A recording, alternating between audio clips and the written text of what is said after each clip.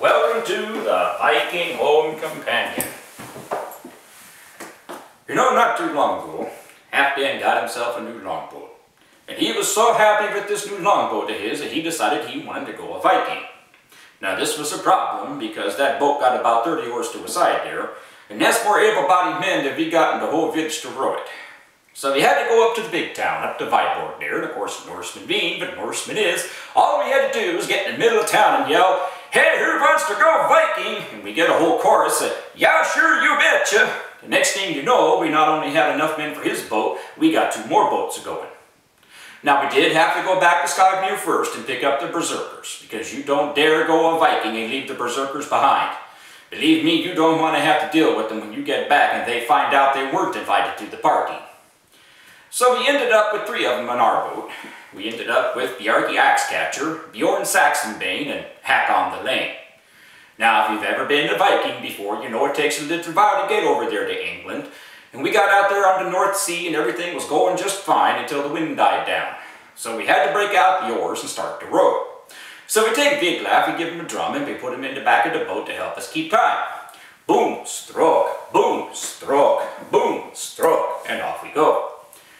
The problem is, though, that by now the berserks are all bored, and Bjarki manages to convince Bjorn to have an axe-catching contest. On a longboat! In the middle of the North Sea!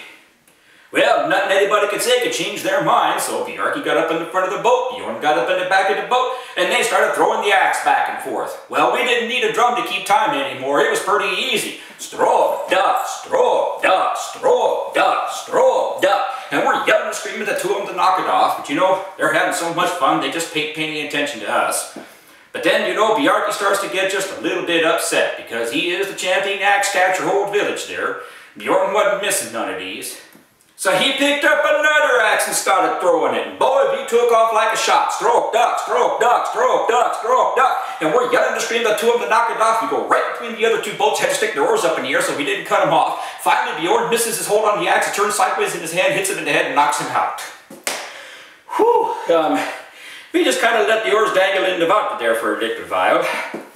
Well, Halfdan takes the axes and locks them up in the sea chest for the rest of the trip, and the other 2 boats kind of catch up on up to us. Well, we go ahead and we go back to rowing. Boom, stroke, boom, stroke, boom, stroke. Now the problem was, of course, that we did have another berserker on board. Although he saw what happened to Bjorn over there, he wasn't going to play axe catching with Bjarki. But Hakon decided, since we had the oars out anyway, that he was going to go oar dancing. Hakon the Lame. Well, nothing anybody could say could change their mind any more than we could with the other 2. I mean, after all, somebody 6'6" and 300 pounds of battle axe decides he's going oar dancing, he goes oar dancing. So he jumps over the side of the boat, he lands on the oar dips down into the water, his foot slides off, he whacks his head on the side of the boat and goes right into the water out cold. Just lucky for him that Halfdan saw what he was doing and tied a rope on the back of his belt, but the whole boat had to stop rowing just to haul him back in again. Although there were a few snickers about how good an anchor he made, we might just leave him on down there, but no, we go ahead and we put him back up into the boat, rolled him over to the side there and threw a blanket on him, and went back to rowing. Finally, we made it over there to England, thank the gods. But you know, we've been raiding them so often, there aren't a whole lot of Saxon villages left there, so we had to kind of row up and down the coast here for a little while.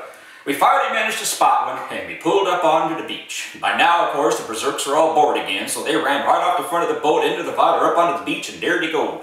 You got Bjorn Saxonbane out in front, you got Bjarki Axecatcher right behind him, and bringing up the rear was Hakon the Lame. So we get off the boat up onto the beach there, and we start getting ourselves all organized. We can hear the yelling and screaming and everything going on up in the Saxon village there. We finally get all of our gear on and hike our way up to the edge of the village. Of course, by the time we get there, all the yelling and screaming is pretty much done. Saxons are all pretty much dead or gone. And right about then was when Hakon finally got there from his full charge from the beach, frothing at the mouth, chewing on his axe, and looking at the rest of us.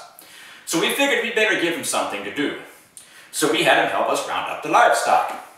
He wasn't too good at it, yelling and screaming and hacking and chopping and all, but at least he wasn't yelling and screaming and hacking and chopping at us. He also wasn't paying a whole lot of attention to where he was going and ran right into the pig swallow. right up to his neck and all that stinky stuff. But you know, berserks aren't too particular about how they smell. Although in Skogmere, we've got the cleanest berserkers in all of Scandinavia. They take 2 and 3 baths a year whether they need it or not. But even they were turning up their nose at Hakon. So we had to give him a bath. Now the trick to giving a berserker a bath is you got to get his axe away from him first. And let me tell you, you ain't seen nothing more pitiful than a grown berserker cry when you take his axe away. But we did finally manage to get it away from him. Dumped him into the ocean and gave him a bath. Then we gave him another one after that, and another one after that. You know, we had to give him a bath every day for a whole week before we could get him back on the boat. Of course, by then, the other berserks were all calling him Hakon the Lilac. But at least we had a few less berserks on the way home. But I'll tell you what, that's the last time I go for a Viking on Halfdan's new boat. Yeah, sure, you betcha. New episodes of the Viking Home Companion will be coming soon.